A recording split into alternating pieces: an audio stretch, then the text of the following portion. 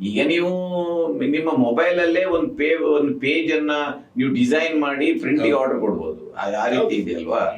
So ಆಗ ಏನು ಇರ್ಲಿಲ್ಲ ಅದು. ಅದರಿಂದ ಟೆಕ್ನಾಲಜಿದು ಬಹಳ ಒಂದು ದೊಡ್ಡ ರೋಲ್ ಇದೆ ಮೀಡಿಯಾದ ಇವತ್ತಿನ ರೆವಲ್ಯೂಷನ್ ನಲ್ಲಿ ಅದರದ್ದು ಒಂದು ಬಹಳ ದೊಡ್ಡ ರೋಲ್ ಇದೆ. ಸೊ ಅಂಥದ್ದು ನಾನು ಇಷ್ಟೆಲ್ಲ ನೋಡಿ, ಗುಜರಾತ್ ಅಲ್ಲಿ ನಾನು 2 ಇಲೆಕ್ಷನ್ ಮಾಡಿದ್ದೇನೆ, 1 ಲೋಕಸಭಾ. ಟೋಟಲ್ ಆಗಿ ಕರ್ನಾಟಕ ಮತ್ತೆ ನಾರ್ತ್ ಇಂಡಿಯಾ ಎಲ್ಲ ಸೇರಿಸಿ ಎಷ್ಟು ನಾನು ಎಲೆಕ್ಷನ್ ಕವರ್?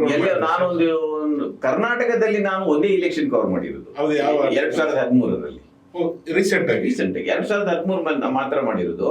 ಆ 2013ರಲ್ಲಿ ನಾನು ಇಡೀ ರಾಜ್ಯವನ್ನು ಕನಿಷ್ಠ ಒಂದು 10-20 ಸಾವಿರ ಕಿಲೋಮೀಟರ್ ಸುತ್ತಿದ್ದೇನೆ.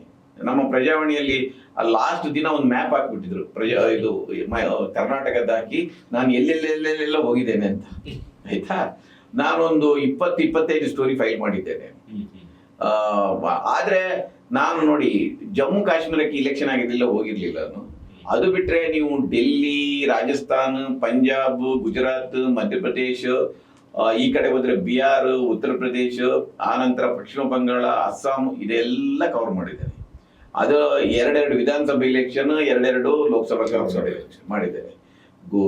ಗುಜರಾತ್ ರೈಟ್ಸ್ ಕವರ್ ಮಾಡಿದ್ದೇನೆ, ಆನಂತರ 2 ಇಲೆಕ್ಷನ್ ಕವರ್ ಮಾಡಿದ್ದೇನೆ, ಆನಂತರ ಲೋಕಸಭೆ ಇಲೆಕ್ಷನ್ ಕವರ್ ಮಾಡಿದ್ದೇನೆ. ಗೋಧ್ರಕ್ಕೆಲ್ಲ 3 ವಿಸಿಟ್ ಮಾಡಿದ್ದೇನೆ, ಅಯೋಧ್ಯೆಗೆಲ್ಲ 3 ವಿಸಿಟ್ ಮಾಡಿದ್ದೇನೆ. ಅಂದ್ರೆ ನಾನು ಅದನ್ನ ಬರೆದಿದ್ದೆ, ಮೊದಲ ಹೋದಾಗ ಏನಿತ್ತು, 2ನೇ ಹೋದಾಗ ಏನಿತ್ತು, ಅದೆಲ್ಲ ಬರೆದಿದ್ದೇನೆ.